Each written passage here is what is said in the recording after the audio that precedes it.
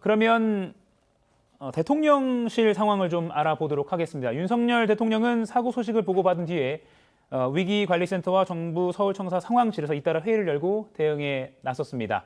윤 대통령은 사망자에 대한 신속한 신원 확인 작업을 진행하는 한편 사고 원인에 대해 정밀 조사를 지시했습니다. 용산 대통령실 연결해 보겠습니다. 강희연 기자, 먼저 자세한 소식 전해주시죠. 네, 윤석열 대통령은 이 사고 소식을 보고받은 뒤 긴급회의를 연달아 열었습니다. 오늘 새벽 2시 반쯤엔 정부 서울청사 상황실로 이동해서 중앙재난안전대책본부 회의를 주재했습니다. 이 자리엔 한덕수 국무총리와 이상민 행안부 장관 등이 참석을 했는데요. 윤 대통령은 연락이 되지 않아 애태우고 있을 가족들을 위해서라도 돌아가신 분들에 대한 신속한 신원 확인 작업을 진행하라고 지시했습니다. 또 한 총리를 본부장으로 하는 사고수습본부를 가동하고 이상민 행안부 장관에게 사망자 파악과 함께 사고 원인에 대한 정밀 조사 등 이 수습 준비에 착수하라고 말했습니다. 대통령실은 어젯밤부터 비상근무 체제에 들어갔는데요. 이 대통령실 관계자는 관련 비서관실 직원들이 나와서 대기하며 대응하고 있다고 밝혔습니다.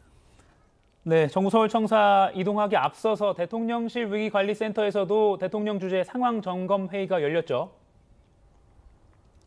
그렇습니다. 대통령실은 어젯밤 11시 36분쯤 언론에 보내는 공지를 통해서 윤 대통령이 이태원 사고 소식을 보고받은 뒤 행안부 장관을 중심으로 피해 시민들에 대한 신속한 구급과 치료를 지시했다고 밝혔습니다. 이어서 오늘 새벽 0시 16분쯤 윤 대통령이 응급의료체계를 가동하고 또 신속한 치료를 실시하라는 내용의 2차 긴급 지시를 내렸다고 알렸습니다. 두 차례 긴급 지시 이후에 윤 대통령은 용산 대통령실 청사에 있는 위기관리센터로 나와서 긴급 상황 점검 회의를 주재했는데요.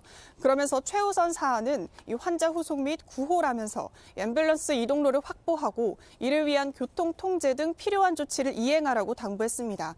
윤 대통령은 피해 상황이 종합되는 대로 오늘 오전 사고 수습 본부 회의를 열 예정입니다. 네, 용산 대통령실에서 강희연 기자가 소식 전해줬습니다.